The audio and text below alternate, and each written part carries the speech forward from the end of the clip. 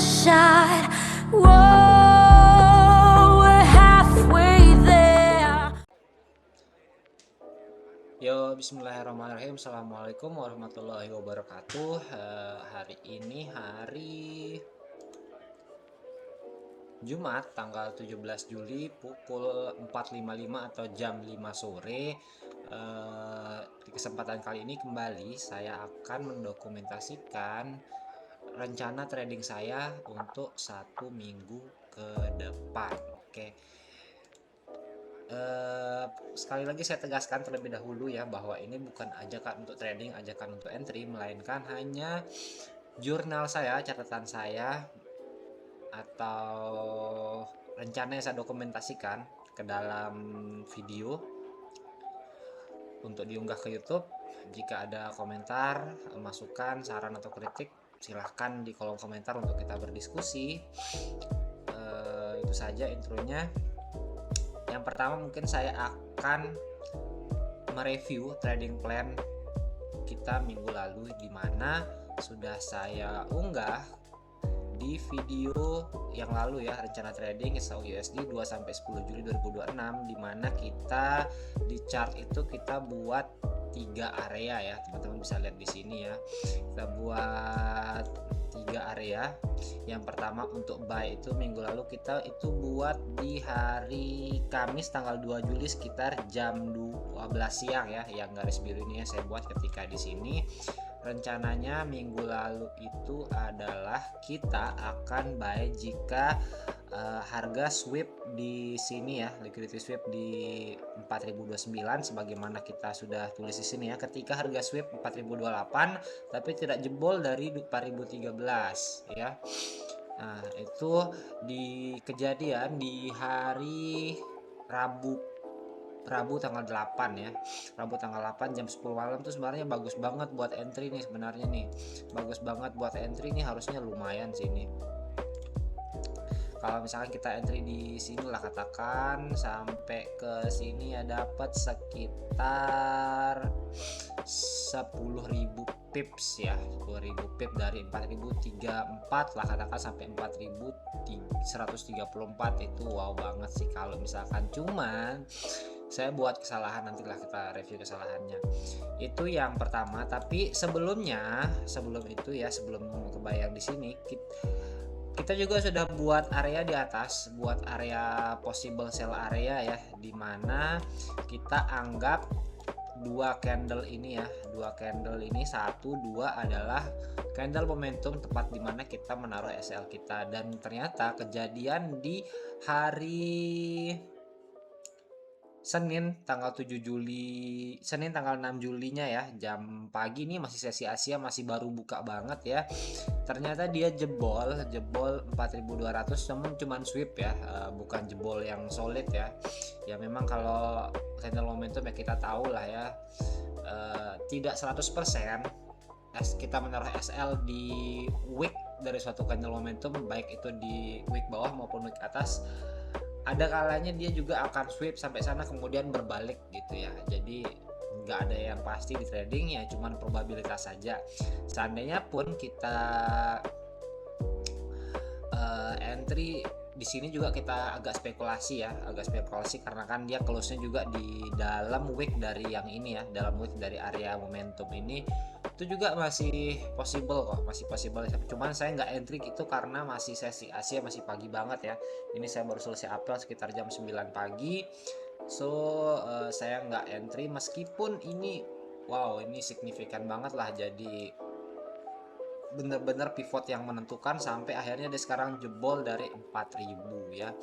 Itu saya nggak bilang bahwa saya jago menentukan area, kebetulan saja area yang saya tentukan itu minggu ini jadi apa ya, jadi area yang mungkin 90-95% dipatuhi oleh chart ya.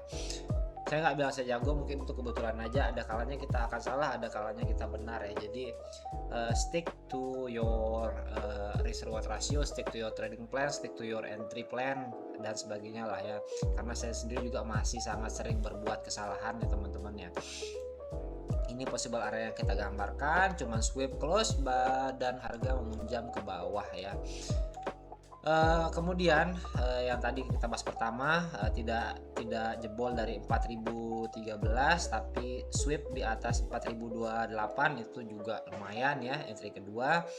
Yang terakhir yang kita anggap candle momentum itu kan yang 3 ini ya. Ada 3 candle momentum, 1, 2, dan 3.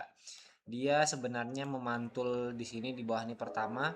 Ini saya kalau nggak salah nggak sempat entry sih di sini. Nah, cuman yang terbaru ini ya, yang di hari Kamis Jumat ini ya, Kamis tanggal 16 dan Jumat hari ini ya. Sama seperti kejadian di atas, karena ini kan kita anggap candle momentum ya, yang ini ya, kotak yang ini kita anggap sebagai SL ya, dimana inilah candle momentum terakhir. Yang ini nyatanya dia hanya sweep kemudian close di atasnya baru naik lagi. Kalau kita ukur ya, misalkan kita entry di sini ya, di sinilah katakan, karena ini kan dia sempat retest lagi ke sini ya, sini sampai sini itu kira-kira 27 tambah 9 3.600 ya, 3.600 pip lah ya, lumayan. Cuman tadi pagi saya nggak entry ya, walaupun saya lihat movement ini ya, cuman saya nggak entry karena baru bangun dan masih pagi juga ya. Tadi pagi itu saya sempat sell di sini ya, lumayan TP ya, nggak sampai seharusnya sih, cuman saya nggak sampai seharusnya tuh karena salah pencet trailing stop ya, harusnya tuh bisa lah TP 1200 pip, cuman kepencet trailing stop, telat saya rubah lagi, akhirnya kena trailing stopnya di 700 pip kalau nggak salah ya. Itu yang pertama ya. Alhamdulillah kalau memang analisa kita minggu lalu benar, semoga jadi pembelajaran buat saya ke depannya, jadi evaluasi saya buat kedepannya, bahwa nggak selamanya kita harus entry di luar dari rencana trading kita ya. Jadi itu review dari sekilas rencana trading minggu lalu. Review dari kesalahan yang saya buat sedikit ya, itu di sekitar hari Selasa ya, Selasa tanggal 7 Juli kemarin, Selasa tanggal 7 Juli ya. Itu kan kita buat plannya itu kan di sekitar sini ya, tanggal 2 jam 1 jam 12 siang. Nah itu saya entry-nya itu di sekitar sini kalau nggak salah, nih di sekitar sini nih. Di sekitar sini saya entry karena lihat ini liquidity sweep, saya entry SL dengan mengasumsikan ini adalah candle momentum yang ini, entry SL sampai itu kira-kira ada 4 kali lah, namanya emosi ya, itu tanggal 7 itu di sekitar yang ini nih, ya, yang ini dari ini yang pertama, buy SL, sell juga SL lagi gitu ya. Jadi ya itulah pentingnya kita menerapkan sistem dimana kita harus punya protokol, kapan kita harus entry, kapan kita harus rehat ketika SL, kapan kita harus lanjut lagi, berapa batasan kita ya. Itu yang minggu lalu sudah saya coba bangun bersama dengan menggunakan bantuan dari Gemini. Baik mah itu baik mah masuk gue lambun baik.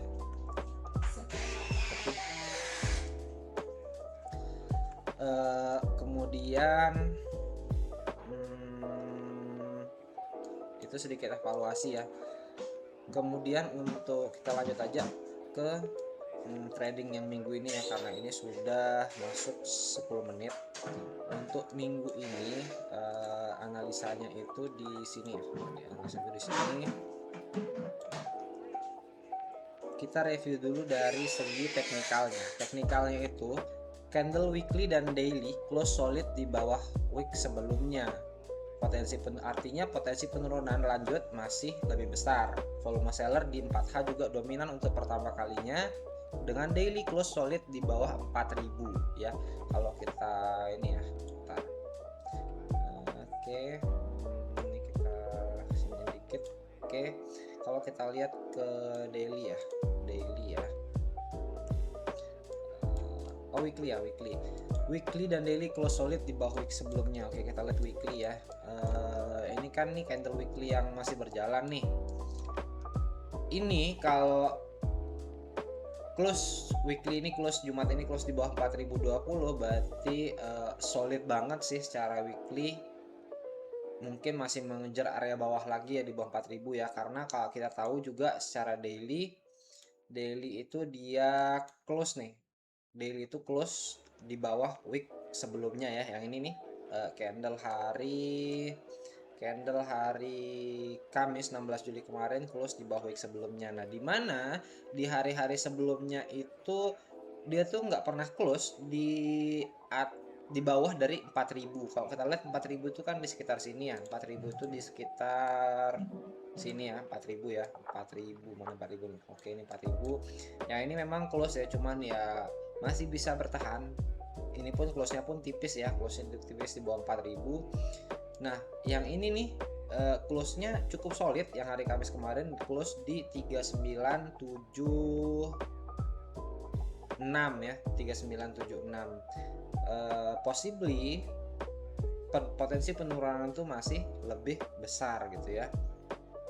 Volume seller di 4H juga dominan untuk pertama kalinya daily close solid under 4000. Itu dari segi teknikal.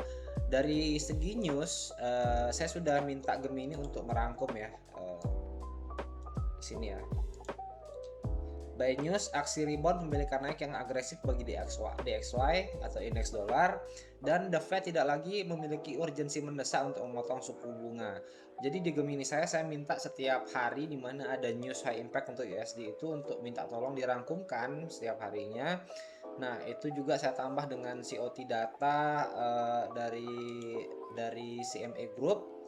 Nah, di hari Jumat ini saya minta Gemini untuk memberi rangkuman atas news-news yang terjadi dari tanggal 13 sampai tanggal 16 tadi malam atau Kamis ya, karena hari ini Jumat tanggal 17 nggak ada news high impact ya.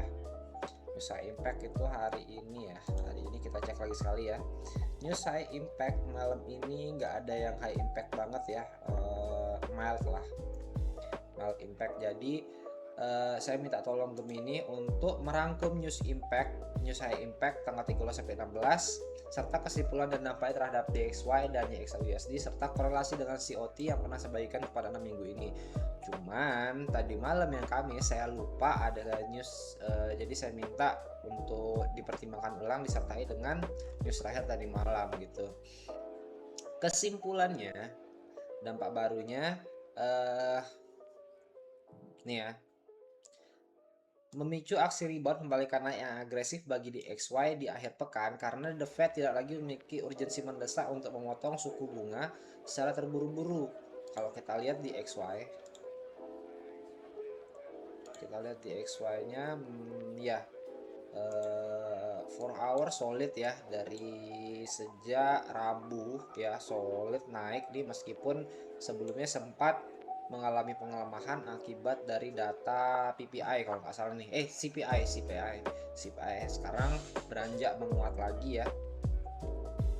Kita balik ke Gemini-nya, dampak baru terhadap PSL-USD memaksa emas untuk melepaskan sebagian keuntungan kenaikannya dalam turun atau koreksi cukup tajam di sesi New York hari Kamis. Korelasinya dengan data COT, nah ini kita lanjut ke bagian data ya. Dari segi data itu saya rangkum bahwa manajemen atau fund manager atau hedge fund yang megang-megang uang gede nih, ada penambahan posisi di posisi shortnya. Nah kalau kita lihat ya, nah ini kan ini adalah posisi manage money ya, dari di tanggal terakhir update itu tanggal 7 Juli kemarin ya, dimana ada penambahan posisi short ini kan yang warna oranye nih. Oke, kita perbesar ya. Ada penambahan posisi short yang maybe nggak signifikan, cuman at least lebih besar sedikit ya dari posisi longnya sendiri, di mana net positionnya juga minus ya, atau negatif ya, menurun dari sebelumnya. Kita balik ke sini, korelasi total dengan data COT atau managed money, dengan masuknya data ekonomi, penurunan garis net position pada chart per 7 Juli terbaca dengan sempurna. Mengapa? Para fund manager sudah mengantisipasi bla bla bla bla bla, oleh karena itu mereka menaikkan posisi short mereka dari sekitar 15.000 kontrak ke 19.000, sekitar 19.000 ya. Data Kamis malam menjelaskan mengapa pada chart 4 hour muncul volume transaksi jual yang sangat masif. Instruksi memanfaatkan rigorous data ekonomi untuk melakukan aksi jual besar-besaran. Kesimpulannya, ekonomi AS yang kokoh di hari Kamis menahan laju uptrend emas dan memperpanjang fase koreksi turunnya. Ini adalah sinyal bahwa Anda harus jauh lebih bersabar, biarkan emas menyelesaikan tekanan turun akibat dampak sebelum melakukan buy ya. Tergantung ya, kalau kita mau buy kita tunggu di mana, kita sell mau tunggu di mana ya. Yang itu yang kesimpulannya short itu lebih dominan. Pertanyaannya di mana ya. Seperti biasa saya juga sudah memetakan area-area di mana saya akan melakukan buy maupun akan sell ya. Yang pertama untuk buy itu saya punya 3 area ya, 3 area. Ini saya perbesar dulu, ini saya pindah bentar. Oke, nah saya balik ke XAUSD. Saya punya 3 area. Ini kayaknya saya hapus dulu ya, yang mapping minggu lalu saya hapus dulu. Ini saya hapus, ini juga mungkin ini saya kayak ini saya dulu deh. Ini saya hide dulu aja. Ini juga saya hide dulu aja. Kemudian ini kita delete. Nah, ini ya, ada 3 area candle momentum di mana saya bisa melakukan buy ya. Kita balik lagi ke posisi 1 hour ya, posisi favorit kita dia itu di sekitar sini. Oke. Nah, sorry. Kita kan tahu ya bahwa week terakhir itu lowestnya itu di tanggal berapa nih?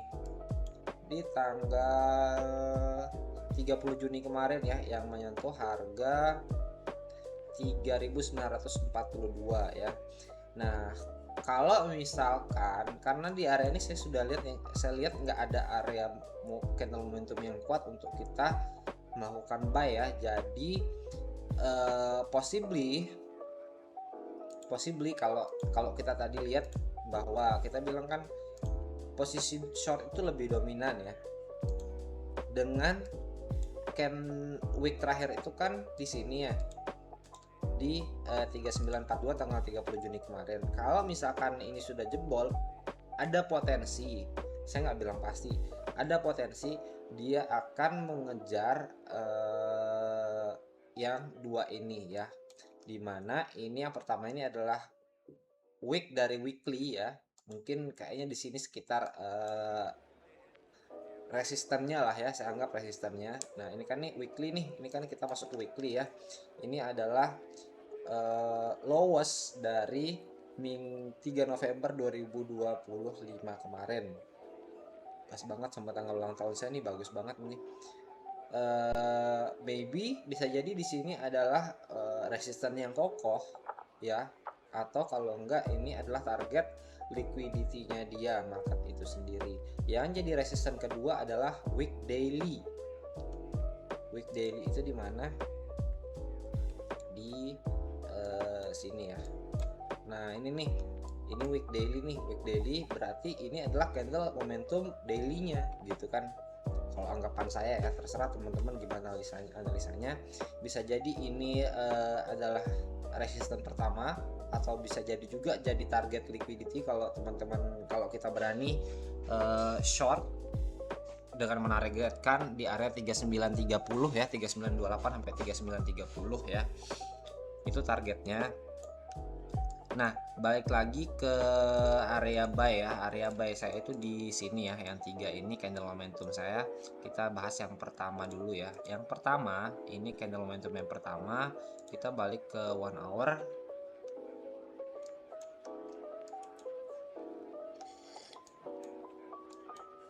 Sorry, kejauhan.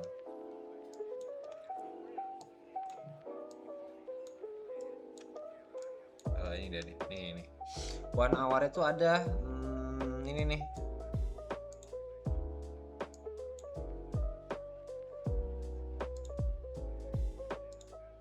Ya. Jadi dia kan sudah kemarin menyentuh sampai 3942 ya, yang artinya itu di ini candle momentum yang pertama nih. Ini candle momentum yang pertama. Kebalik ya harusnya. Iya benar ya, ini candle momentum yang pertama. Berarti yang dua kita close dulu. Ini candle momentum yang pertama, yang ini nih, dimana dia sudah pernah di retrace oleh candle yang ini nih, wick yang ini 3942 ya. Kita balik ke 1H.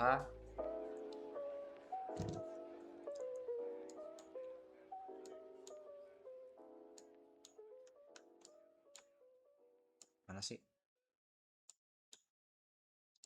Ya, ini dimana candle ini pernah di retest tanggal 30 Juni kemarin ya, di sekitar sini ya, di sekitar sini 3945 kan, sekitar sini. Nah, skenario nya kalau misalkan harga nanti hanya meliquidity sweep area ini tapi nggak jebol dari 3935, kita cari konfirmasi candle liquidity sweep di area 1H untuk buy. Nggak usah muluk-muluk seperti biasa. RR nya 1:1 ya gitu ya. Itu skenario yang pertama ya. Skenario yang pertama, kita anggap ini candle momentum di area dengan syarat dia harus meliquidity sweep di 3943 ya. Nggak close di bawah dari 3943 ya.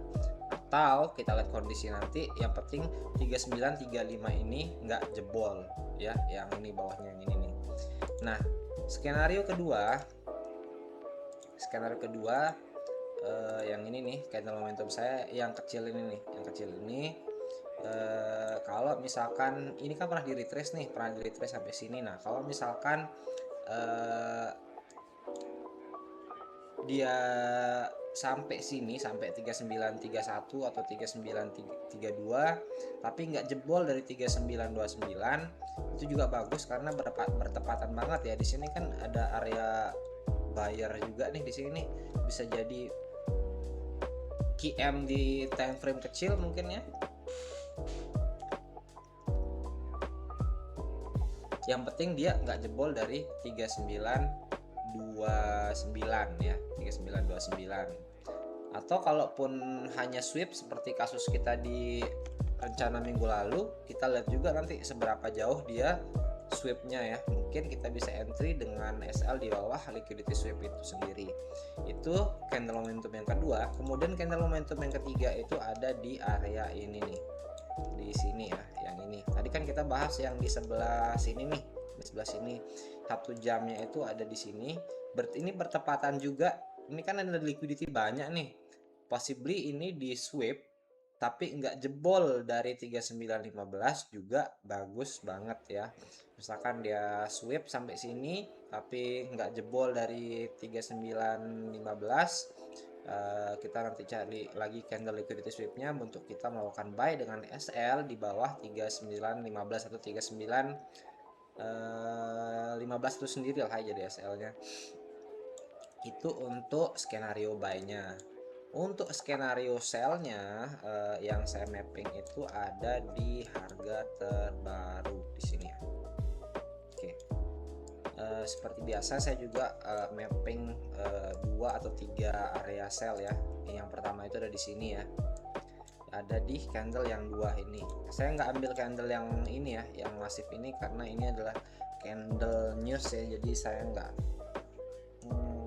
nggak, mungkin juga dia patuh di sini ya, karena ini kan bisa jadi SBR ya, support become resistant. Ini kan support nih, ini support nih.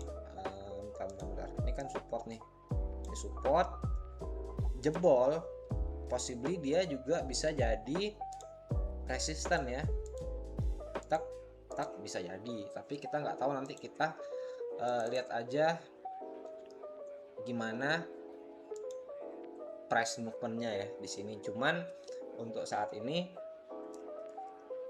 saya nggak prefer bahwa candle ini merupakan candle momentum ya, jadi saya cari yang di atasnya ya, karena di sini ada liquidity nih, ada liquidity, jadi mungkin kita anggap ini aja ya paling amannya kalau berkaca dari pengalaman minggu lalu ya, yang kita sudah memetakan area liquidity. Jadi kalau misalkan nanti di sini ada rejection, mungkin kita juga bisa sell ya. Yang kedua itu ini kan ini di areanya di 4062 sampai dengan 4034 ya. Itu tapi itu dua candle momentum ya. Kalau kita persempit 4062 sampai 4042 ya. Tuh. Untuk area kedua, ini saya lihat dulu, area kedua itu ada di atasnya, candle momentumnya itu yang ini ya.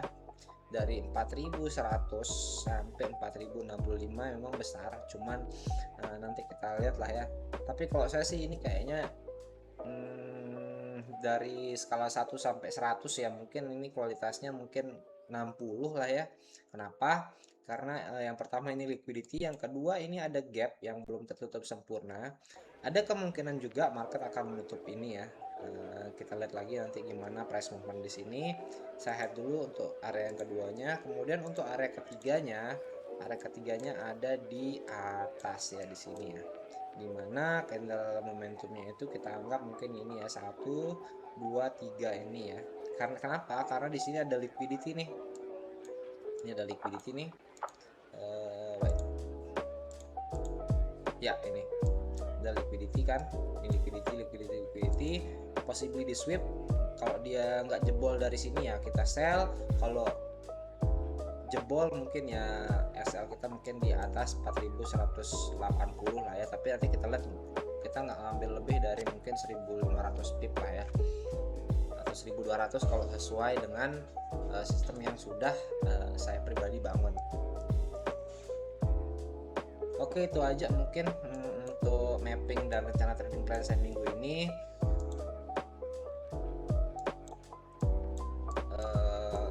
Saran, kritik, dan masukannya sangat dinantikan ya. Mohon maaf ini untuk selnya malas banget saya tulis ya, karena tadi kan sudah saya mapping ya.